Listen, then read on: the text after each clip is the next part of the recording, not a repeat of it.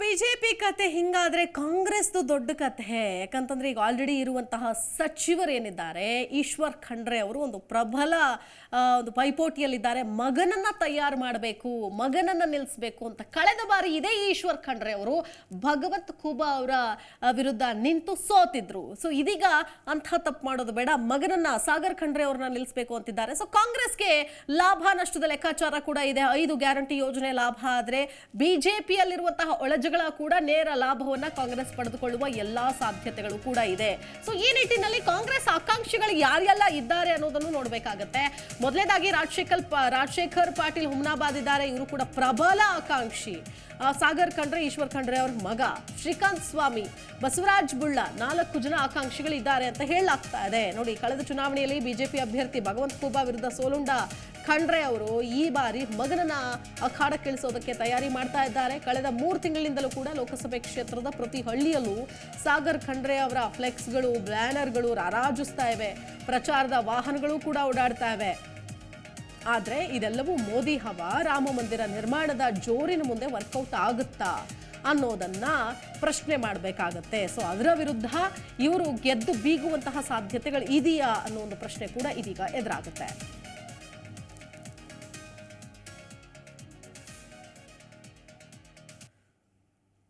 So Congress ವಿಚಾರದ ಬಗ್ಗೆ ನಾವು ಹೇಳೋದಕ್ಕಿಂತ ಕಾಂಗ್ರೆಸ್ನ ಅಲ್ಲಿನ ಸ್ಥಳೀಯ ನಾಯಕರೊಬ್ಬರೇ ಮಾತನಾಡಿದ್ದಾರೆ. ಅವ್ರು ಏನ್ ಹೇಳಿದ್ದಾರೆ, ಕಾಂಗ್ರೆಸ್ ಕುರಿತಾದಂತಹ ಮಾತನಾಡಿದ್ದಾರೆ, ಏನ್ ಹೇಳಿದ್ದಾರೆ ನೋಡೋಣ. ಈ ಸರಿ ಲೋಕಸಭಾ ಚುನಾವಣೆಯಲ್ಲಿ ಕಾಂಗ್ರೆಸ್ ಪಕ್ಷದ ಅಭ್ಯರ್ಥಿ ಗೆಲ್ತಕ್ಕಂಥ ಎಲ್ಲ ವಾತಾವರಣಗಳಿವೆ ಮತ್ತು ಕಾಂಗ್ರೆಸ್ ಪಕ್ಷದ ಅಭ್ಯರ್ಥಿ ಬಹಳಷ್ಟು ಪ್ರಚಂಡ ಬಹುಮತದಿಂದ ಈ ಸರಿ ಬೀದರ್ ಜಿಲ್ಲೆಯಲ್ಲಿ ಗೆಲ್ತಾರೆ ಅನ್ನೋ ಎಲ್ಲ ಥರದ ವಾತಾವರಣ ನಮ್ಮ ಪಕ್ಷದ ಪರವಿದೆ. ಕಾಂಗ್ರೆಸ್ ಪಕ್ಷ ರಾಜ್ಯದಲ್ಲಿ 5 ಗ್ಯಾರಂಟಿಗಳು ನೀಡಿದೆ. 5 ಗ್ಯಾರಂಟಿಗಳಿಂದ ಜನರ ಪ್ರತಿ ಮನೆಗೂ ಕೂಡ ಇವತ್ತು ಪ್ರತಿಯೊಂದು ಕುಟುಂಬಕ್ಕೂ 55,000 ರೂಪಾಯಿ ಕಾಂಗ್ರೆಸ್ ಪಕ್ಷದಿಂದ ನಾವು ಇದು ಕೊಡ್ತಾ ಇದ್ದೀವಿ ಯೋಜನೆಗಳು, ಗ್ಯಾರಂಟಿಗಳು. ಅದರ ಸದ್ಬಳಕೆಯಿಂದ ಅದರ ಇಂಪ್ಲಿಮೆಂಟಿಂದ ಇವತ್ತು ನಮ್ಮ ಕಾಂಗ್ರೆಸ್ ಪರ ವಾತಾವರಣ ಇದೆ. ಪ್ರತಿಯೊಬ್ಬರು ಕೂಡ ಸಾಮಾನ್ಯ ಜನರು ಕೂಡ ಕಾಂಗ್ರೆಸ್ ಪಕ್ಷಕ್ಕೆ ಮತ ಹಾಕ್ತೀವಿ ಅನ್ನೋ ಒಂದು ಇದು ಮಾಡ್ತಾ ಇದ್ದಾರೆ. ಯಾವುದೇ ರೀತಿ ಮೋದಿ ವೇ ಈ ಸರಿ ವರ್ಕೌಟ್ ಆಗೋದಿಲ್ಲ ಬೀದರ್ ಜಿಲ್ಲೆಯಲ್ಲಿ. ಮೊನ್ನೆ ಕೂಡ ಔರಾದ್ನಲ್ಲಿ ಜನಸ್ಪಂದನ ಕಾರ್ಯಕ್ರಮ ಮಾಡಿದ್ರು, ಕಾರ್ಯಕರ್ತರ ಸಭೆಗಳು ಮಾಡಿದ್ರು, ಜನರಿಗೆ ಬೇಕಾಗಿರ್ತಕ್ಕಂಥ ಎಲ್ಲ ರೀತಿಯ ಒಂದು ಸೌಲಭ್ಯಗಳಿಗೆ ಮುತುರ್ಜಿ ವಹಿಸಿ ಕೆಲಸ ಮಾಡ್ತಾ ಇದ್ದಾರೆ. ಇದರಿಂದ ನಮ್ಮ ಜಿಲ್ಲೆಯಲ್ಲಿ ಈಶ್ವರ್ ಖಂಡ್ರೆ ಅವರ ನೇತೃತ್ವದಲ್ಲಿ ಪಕ್ಷದ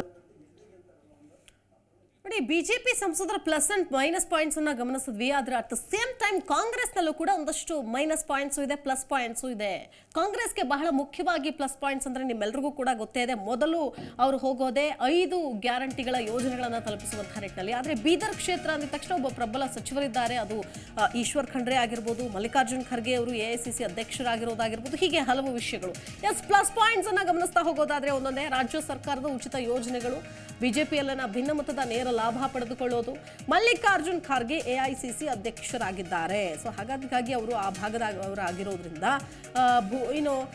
ಒಂದು ರೀತಿಯಾಗಿ ನೇರವಾದ ಲಾಭ ಅಥವಾ ಪ್ರಚಾರಕ್ಕೆ ಎಲ್ಲದಕ್ಕೂ ಕೂಡ ಬರ್ತಾರೆ ಅನ್ನೋದು. ಖೂಬಾ ಅವರಿಗೆ ಬಿಜೆಪಿ ಟಿಕೆಟ್ ನೀಡಿದ್ರೆ ಅನುಕೂಲ ಆಗೋ ಚಾನ್ಸಸ್ ಇದೆ ಅನ್ನುವಂಥ ನಿಟ್ಟಿನಲ್ಲಿ ಹೇಳಲಾಗುತ್ತೆ. ಅಂದರೆ ಬಿಜೆಪಿಯವರು ಖೂಬಾ ಅವರು ಬೇಡ, ಈ ಸರಿ ಬೇರೆಯವ್ರಿಗೆ ಟಿಕೆಟ್ ಕೊಡೋಣ ಅನ್ನೋ ಅವ್ರ ಲೆಕ್ಕಾಚಾರದಲ್ಲಿದ್ದಾರೆ. ಅವ್ರ ಲೆಕ್ಕಾಚಾರದ ಆಧಾರದ ಮೇಲೆ ಇವ್ರ ಲೆಕ್ಕಾಚಾರ ಇದ್ದೇ ಇರುತ್ತೆ.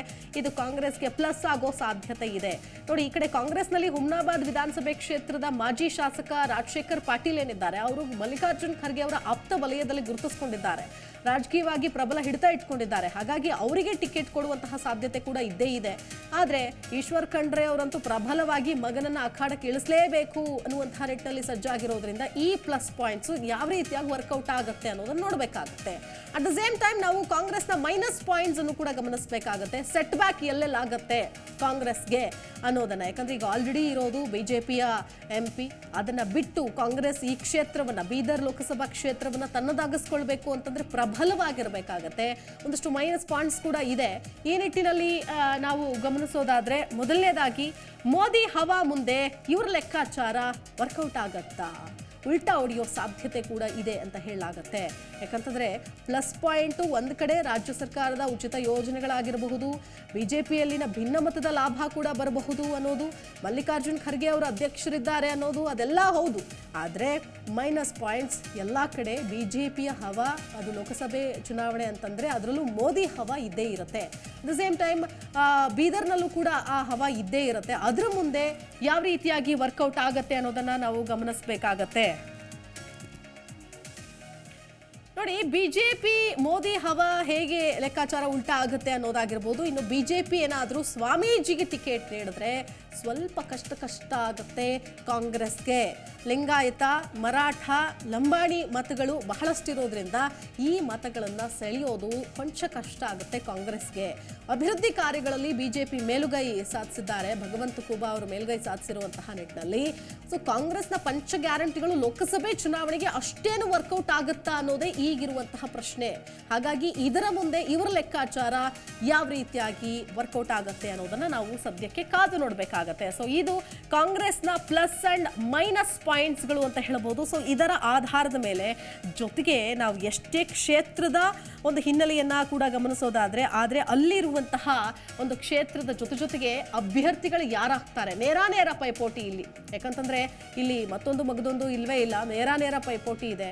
ಒಂದ್ ಕಡೆ ಖಂಡ್ರೆ ಪರಿವಾರ ಮೊದಲಿನಿಂದಲೂ ಬೀದರ್ ಜಿಲ್ಲೆಯಲ್ಲಿ ಪ್ರಭಾವ ಹೊಂದಿದ್ದಾರೆ. ಈ ಹಿಂದೆ ಭೀಮಣ್ಣ ಖಂಡ್ರೆ ಅವರು, ಈಗ ಈಶ್ವರ್ ಖಂಡ್ರೆ ರಾಜಕೀಯವಾಗಿ ಪ್ರವರ್ಧಮಾನಕ್ಕೆ ಬಂದಿದ್ದಾರೆ. ಇತ್ತೀಚೆಗೆ ನಡೆದಂತಹ ಒಂದು ಡಿಸಿಸಿ ಬ್ಯಾಂಕ್ ಚುನಾವಣೆಯಲ್ಲೂ ಕೂಡ ಇವರ ಸಹೋದರನೇ ಗೆಲ್ಸಿ ಅಧ್ಯಕ್ಷರನ್ನಾಗಿ ಮಾಡಿದ್ದಾರೆ. ಸೊ ಆ ಮೂಲಕ ಒಂದು ಸಹಕಾರ ಕ್ಷೇತ್ರದಲ್ಲೂ ಹಿಡಿತ ಸಾಧಿಸಿದ್ದಾರೆ. ಈಗ ಮಗ ಸಾಗರ್ ಖಂಡ್ರೆಗೆ ಪಕ್ಷದ ಟಿಕೆಟ್ ಬೇಕೇ ಬೇಕು ಅನ್ನುವಂತಹ ಪಟ್ಟಿಡಿದುವಂತಹ ನಿಟ್ಟಿನಲ್ಲಿ ಸೊ ಟಿಕೆಟ್ ಕೊಟ್ಟರು ಬಿಜೆಪಿಯಲ್ಲಿ ಯಾರು ಕಣಕ್ಕಿಳಿತಾರೆ ಅನ್ನೋದೇ ಈಗಿರುವಂತಹ ಪ್ರಶ್ನೆ ಮತ್ತು ಲೆಕ್ಕಾಚಾರ ಅಂತ ಹೇಳಬಹುದಾಗತ್ತೆ. ಸೊ ಹಾಗಾಗಿ ನಾವು ಅಂತಿಮವಾಗಿ ನೋಡೋದಾದ್ರೆ ಒಂದು ಕಡೆ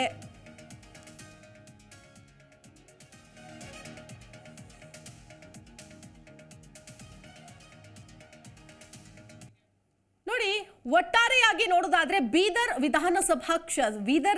ಲೋಕಸಭಾ ಕ್ಷೇತ್ರ ಅಂತ ಬಂದಾಗ ಲೋಕಸಭೆಯಲ್ಲಿ ಇಲ್ಲಿ ಅಂದ್ರೆ ಮತದಾರರ ನಾಡಿ ಮಿಡಿತಾನೆ ಬೇರೆ ರೀತಿಯಾಗಿರುತ್ತೆ ಅನ್ನೋದು ನಿಮ್ಮೆಲ್ಲರಿಗೂ ಕೂಡ ಗೊತ್ತೇ ಇದೆ. ಕಾಂಗ್ರೆಸ್ ಎಷ್ಟೇ ಪ್ರಭಾವಿ ಇದ್ರು, ಅಲ್ಲಿ ಈಶ್ವರ್ ಖಂಡ್ರೆ ಅಂಥ ಎಷ್ಟೇ ಪ್ರಬಲ ನಾಯಕರಿದ್ರು, ಅಲ್ಲಿ ಪಕ್ಕದಲ್ಲಿ AICC ಅಧ್ಯಕ್ಷರಾದಂತಹ ಮಲ್ಲಿಕಾರ್ಜುನ್ ಖರ್ಗೆ ಅವರು ಇದ್ದರೂ ಕೂಡ ಬಿಜೆಪಿ ಹವಾ ಬಹಳ ದೊಡ್ಡ ಮಟ್ಟದಲ್ಲಿದೆ.